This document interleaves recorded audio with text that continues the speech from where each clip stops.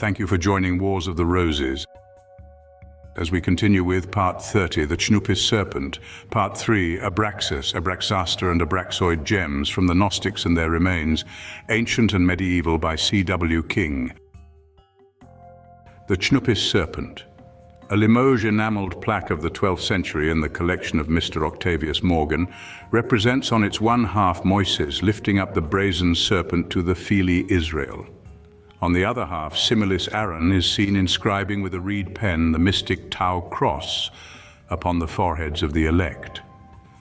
The first of these tableaux offers the most extraordinary feature in its representation of the serpent, depicted here with lion's head and mane, the veritable Agathodæmon Chnuphis of our Alexandrian talismans. The preservation of this form to so late a period fills one with surprise. It indicates a traditionary belief that the symbol was the giver of life and health. The belief must have come down from the times when the Egyptian talisman was commonly worn, in the way Galen mentions, as a protection to the chest. The Brazen Serpent of Moses and the plasma Agathodæmon of King Nechepsos had in all probability one and the same origin, giving currency to those little ingots which formed the sole money of the Hindus before the establishment of the Macedonians in Bactria.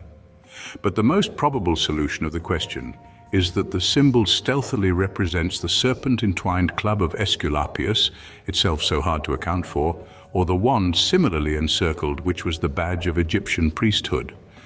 And what renders this conjecture of mine almost a certainty is an as of the gens Achillea, bearing for obverse the head of Aesculapius, for reverse a wand, not the usual club, placed vertically and encircled by his serpent in 3 convolutions. This type, if slightly defaced by wear, would become identical in appearance with the Chnuphis symbol. The spiral frequently takes the form of the letters SSS, disconnected, traversed by a straight line. The curative virtue ascribed to the sigil, again, tends to indicate its derivation from the proper badge of the god of the healing art. For the eminent physician, Marcellus Empiricus, who flourished at Bordeaux in Theodosius's reign, promises wonderful effects in the cure of pleurisy from the wearing of this very figure engraved upon a cerulean Scythian jasper.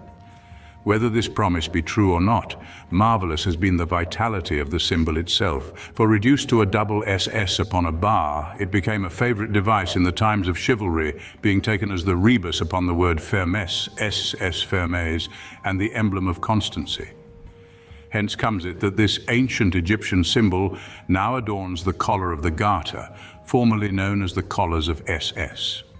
Merrick's derivation of the name from the initial of Souveraina, motto of Henry IV when Earl of Derby, and on whose effigy the collar first appears, is of little weight, for that king was long posterior to the institution of the order and its insignia. Even more preposterous is Camden's idea that the name originated in the initials of Sanctus Simo Simplicius, a famous Roman lawyer, and therefore was taken for badge by his profession, a theory which assuredly does not account for Henry's queen, Joan of Navarre, being similarly decorated with her husband upon their monument.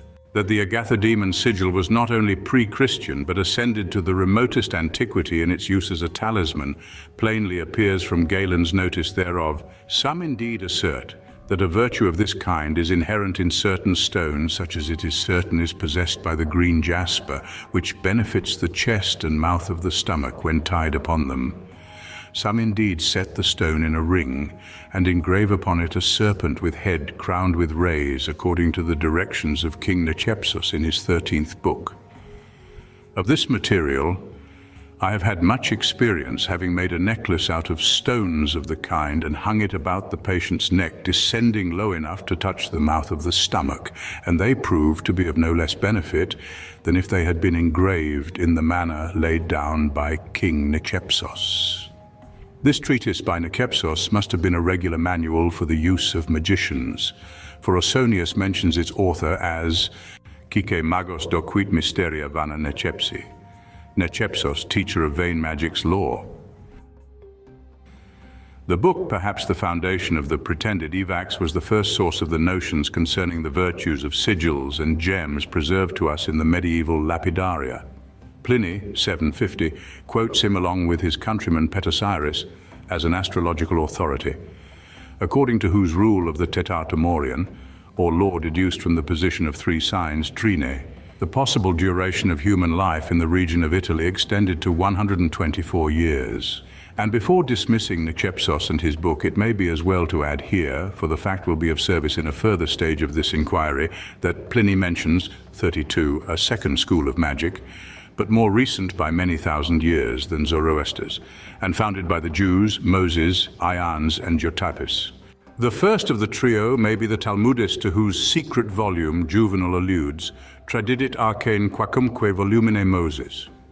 Although the apostle couples Ian along with Iambres amongst the Egyptian opponents of the Hebrew legislator, Juvenal also informs us that the nation retained even in his times their ancient fame of veracious interpreters of dreams. Nay, more, grown wiser than Daniel, they even produced them to order. Qualia cunque volis Judae somnia mittunt. The Jew, for money, sends what dreams you choose. Hippolytus in the following century remarks that the Samaritans or Simonians, founded by the first preacher of the Gnosis, Simon Magus himself, availed themselves of this power in order to plague their adversaries, sending the dream-producing demons to trouble whomsoever they please. The medieval name for engraved gems, regarded as talismans, viz. Pierre d'Israel, is better founded than is generally supposed. The obvious difficulty that graven figures, nay more idols, could not have been the work of Jews is answered by the rabbinical gloss upon the second commandment, which allows the wearing of any sort of design cut in intaglio, though prohibiting anything of the sort in relief. The choice of the green jasper, now called plasma, for the Agathodæmon sigils was probably dictated by the resemblance of its color to that of the sacred asp, green banded with brown. The green jasper of the moderns was the molochites or moloccas of the ancients, for Pliny describes it as opaque, dark green, and specially used for amulets. As for the figure itself, a very ancient testimony as to its nature and signification is afforded by the tradition Eusebius has preserved, 1:7. The serpent, unless injured by violence, never dies naturally, for which reason the Phoenicians have given it the name of the good genius, Agathodæmon. For the same cause, the Egyptians have called it Kneph, and given to it the head of a hawk, because of the especial swiftness of that bird. The priest of Epii, entitled Head Interpreter of Sacred Things and Scribe, had expounded the allegory thus: the most divine nature of all was one serpent having the face of a hawk, and most delightful in aspect, for when he opened his eyes, he filled all the places of his native region with light, but when he closed them, darkness immediately ensued. The serpent on our gems, however, does not appear invested with a hawk's head, but with a lion's, for which reason this legend applies better to the Abraxas god, occasionally equipped with a hawk's or lion's head in place of his proper one, that of a cock.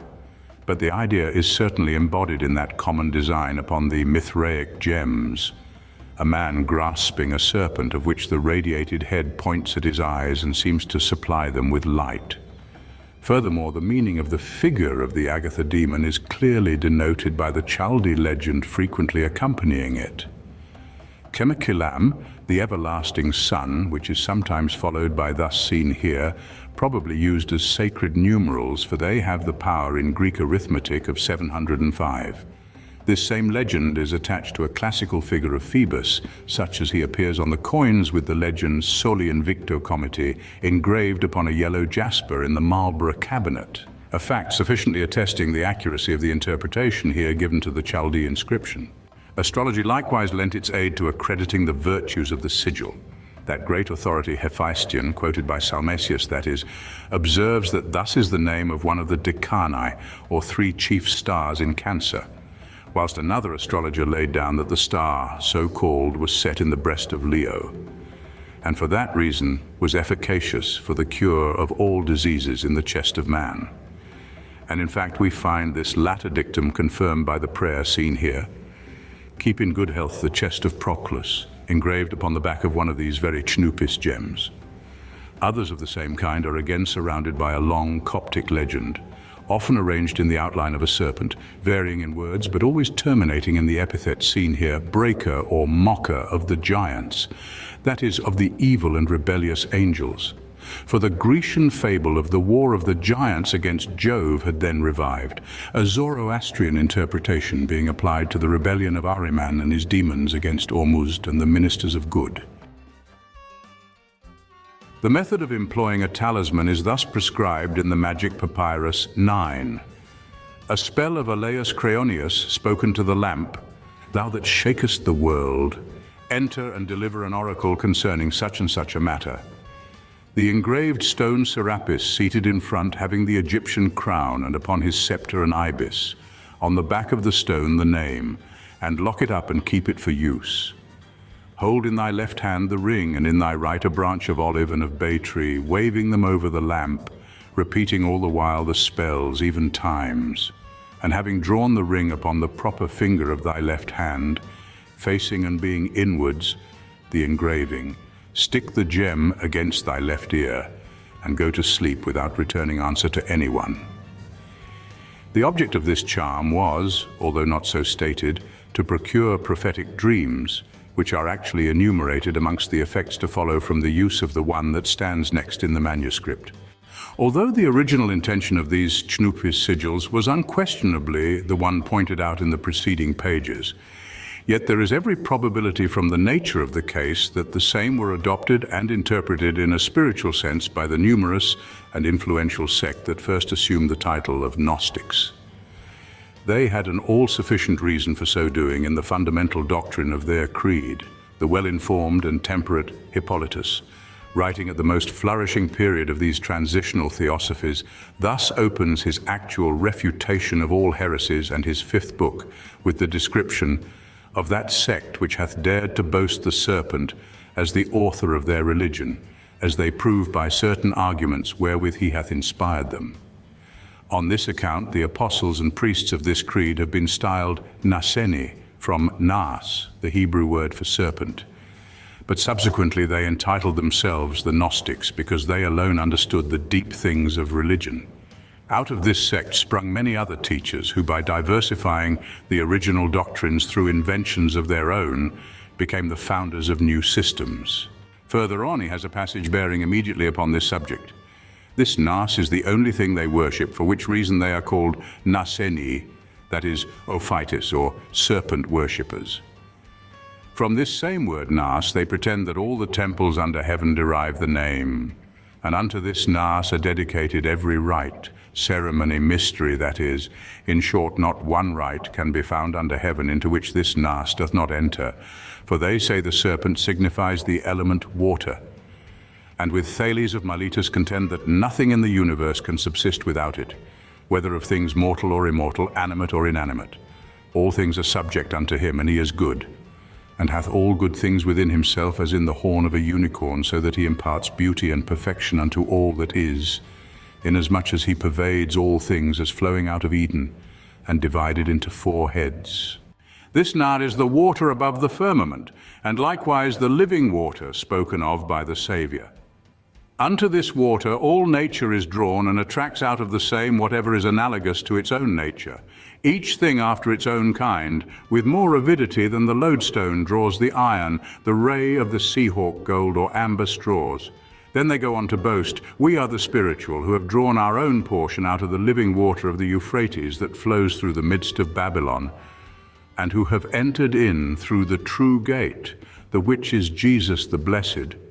And we of all men are the only Christians in the 3rd gate, celebrating the mystery, being anointed with the ineffable ointment out of the horn like David, not out of the earthen vessel like Saul, who conversed with the evil spirit of carnal concupiscence.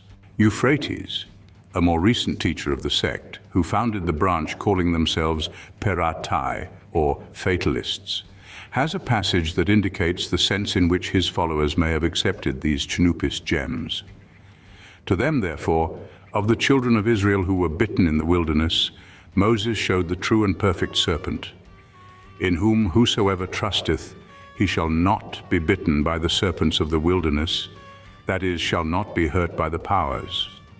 No one therefore is able to heal and to save them that be gone forth out of Egypt, that is, out of the body and out of the world, save that perfect, full of all fullness serpent.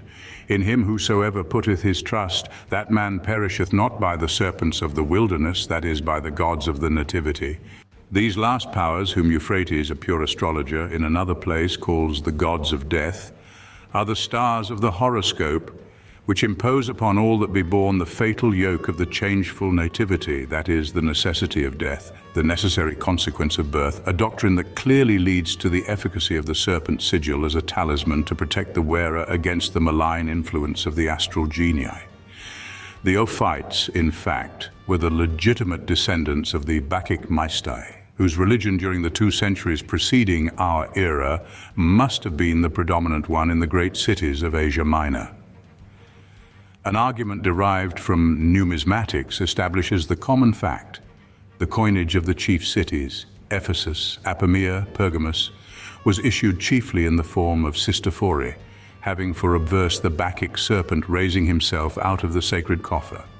For reverse, 2 serpents entwined round torches. Thank you for watching, and please don't forget to share, like, subscribe, and comment, and if you can, please consider donating to Wars of the Roses. Links to PayPal and Patreon are in the description. Thank you so very much.